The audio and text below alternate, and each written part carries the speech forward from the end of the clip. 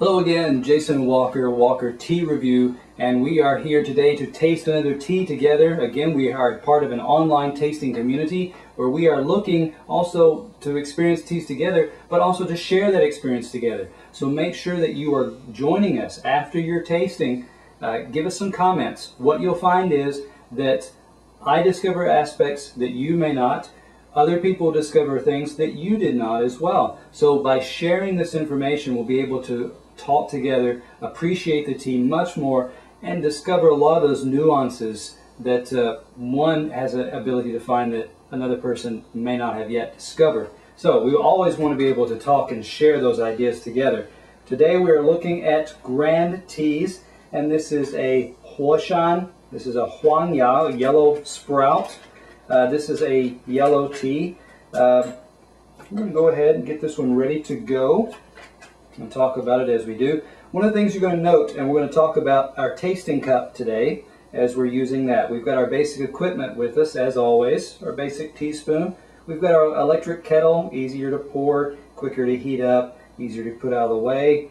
A clear glass so that we can all see what the colors of the liquid is.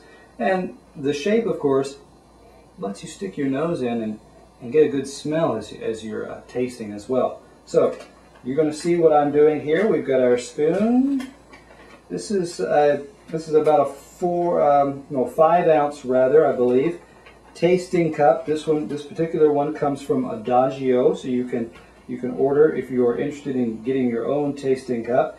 And as you see, we've got about a full size teaspoon there. It's not heaping, it's fairly flat, and we're going to just pour that all right in. We're going to then add our water. Now a Huangya is considered a kind of yellow tea.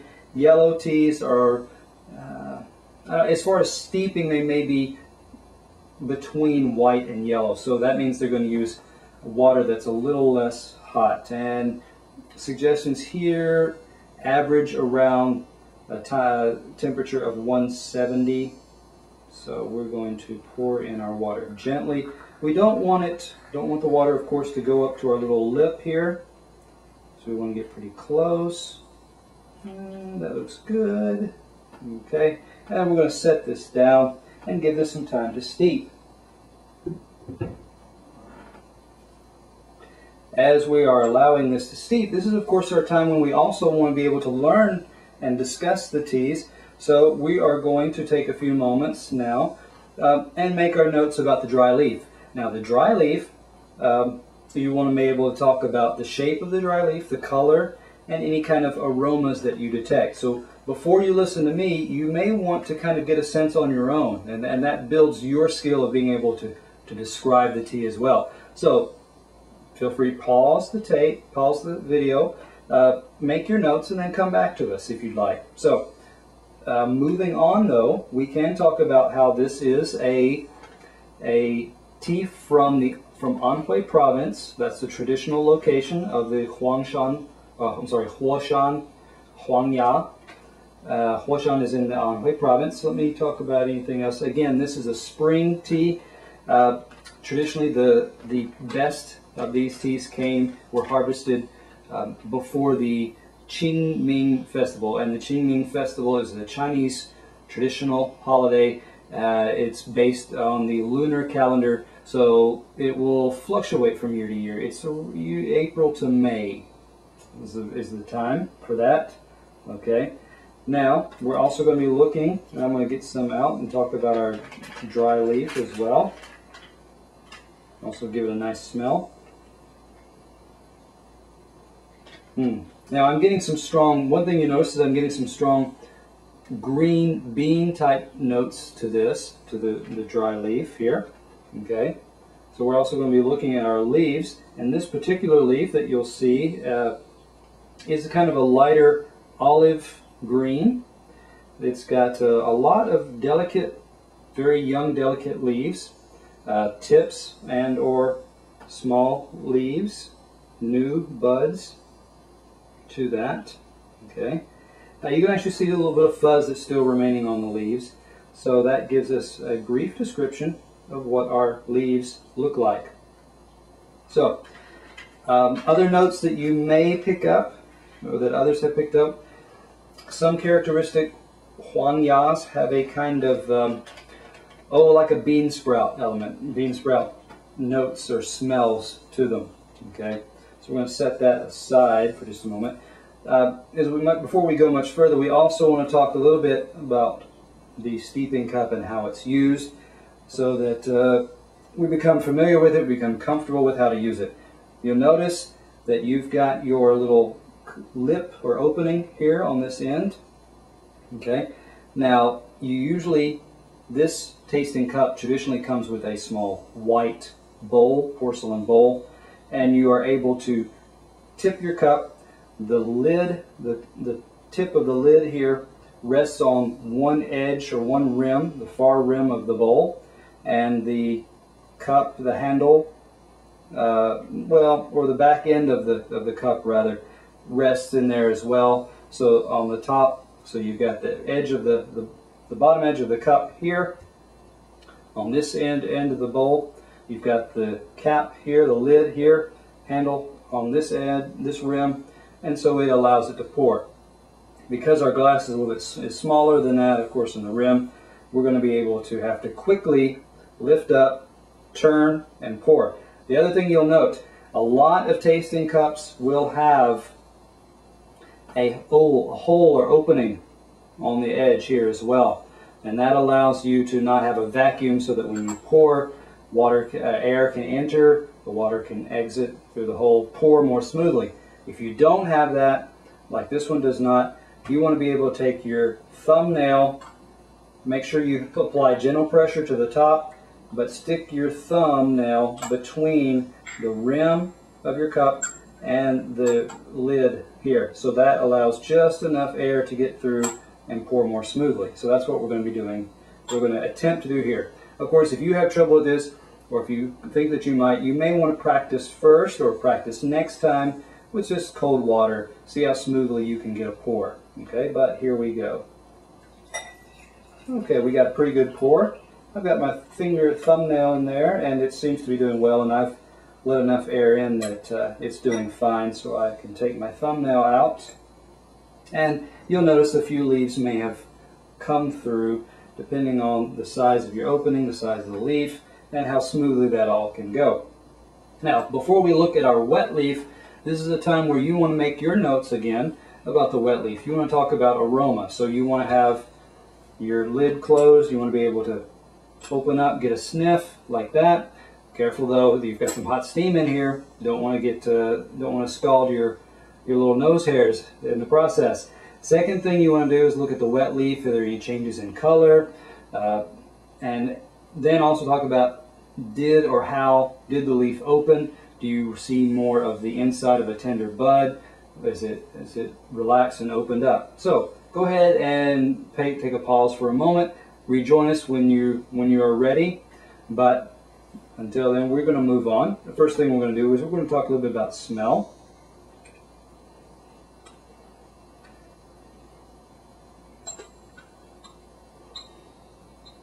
Okay, one thing you're going to note is you're going to get a strong kind of a bean, again a steamed green bean kind of smell.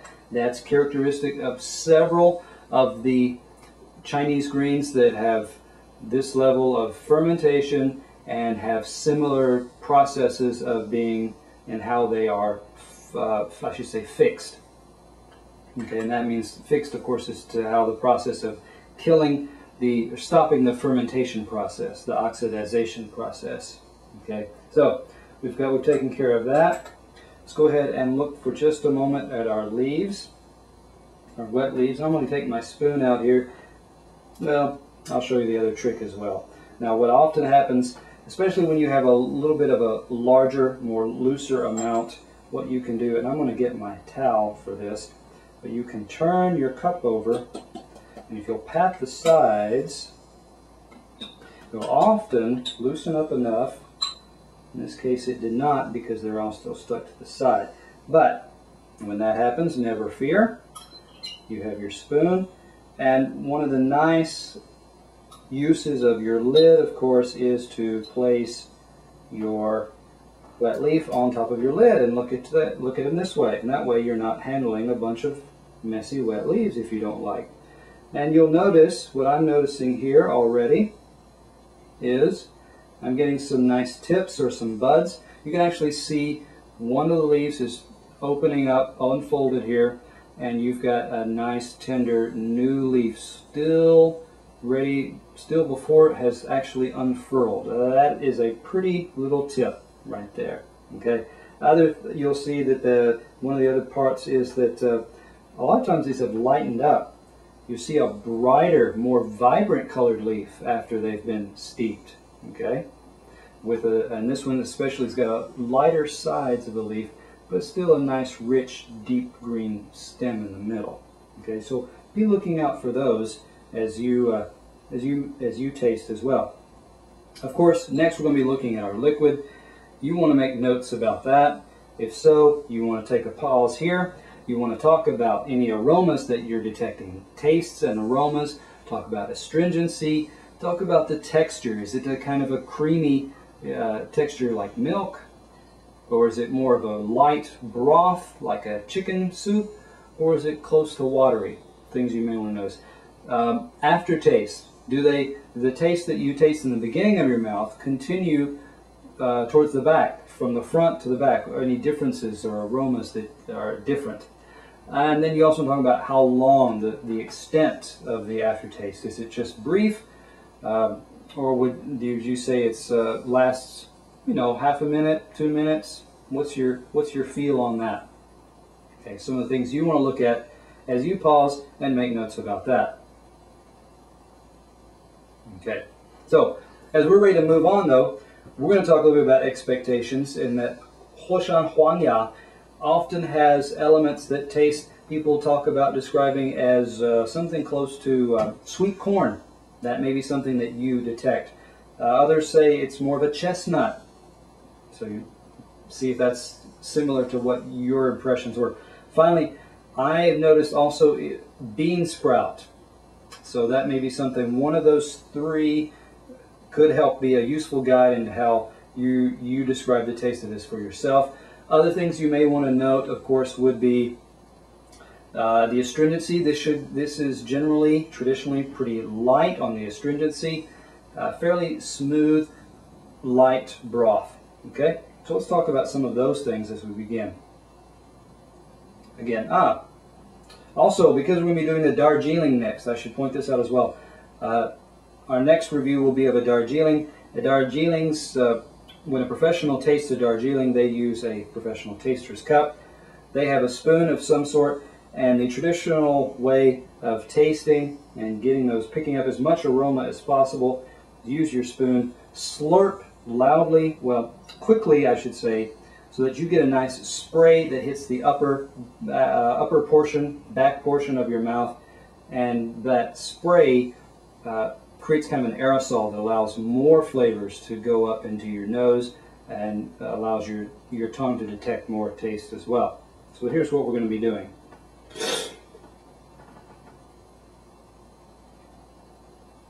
Again, this could take some practice, so you may want to do this more than once on your own.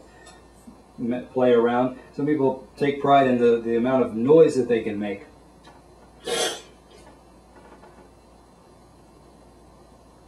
Yeah.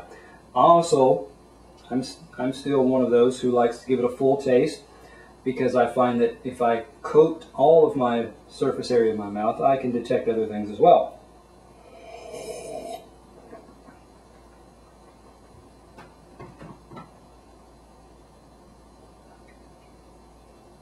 Now, yeah, what you'll find is you do get a little bit of that. Mine doesn't lean towards sweet corn. Chestnut, it's got a little bit too much of a how should I say, a green element. The closest thing I'm getting is that that kind of a bean sprout taste, kind of alfalfa sprout, bean sprout soup mix texture there. So it does have a gentle herby sweetness to it. It does have a very light, faint astringency. The aftertaste continues to be the same from the beginning taste at the front through the back, and as far as teas of this sort go, I should say the aftertaste lasts as long as, well, slightly less than some of the others, I would actually say. So this kind of tells us a little bit about the strength of the tea, of the amount of power that it has in it.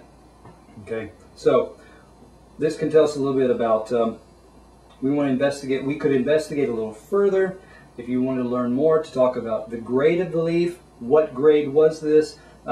You also may need to know a little bit more background. What was the season like? What was the growing season like? Was there heavier rains during this? Were there rains in this period that may have dissipated some of the flavor of this tea?